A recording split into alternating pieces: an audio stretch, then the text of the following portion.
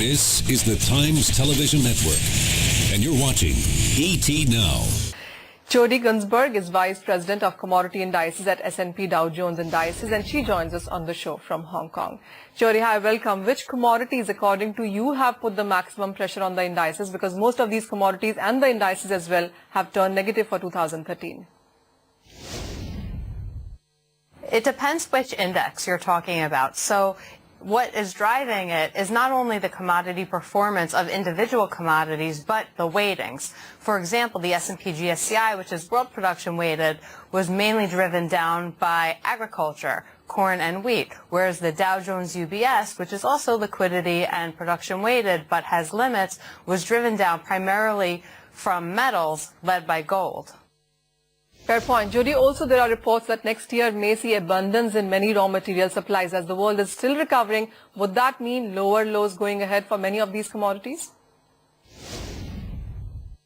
Actually, what we've seen is that the suppliers have already adjusted to the abundance post the 2008 financial crisis, and for the first time since 2011, now we're starting to see shortages, and 2012 and 2013 had almost 50% of the time in shortages, which is actually good for the commodities.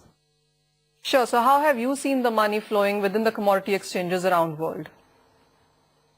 We've seen steady assets tracking the commodity indices since 2010. Jodie, which commodities, according to you, are finding favor among all of these traders then?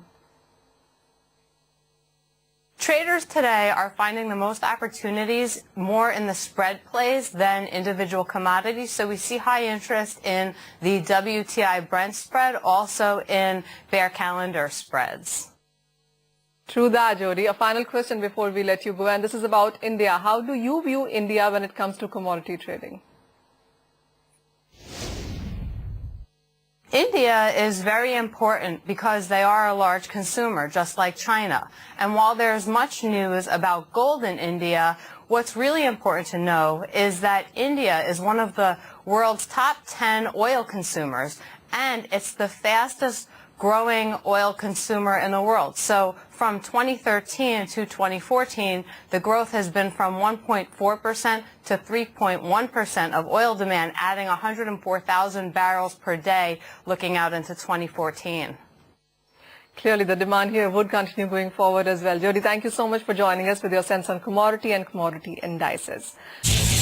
This is the Times Television Network, and you're watching ET Now.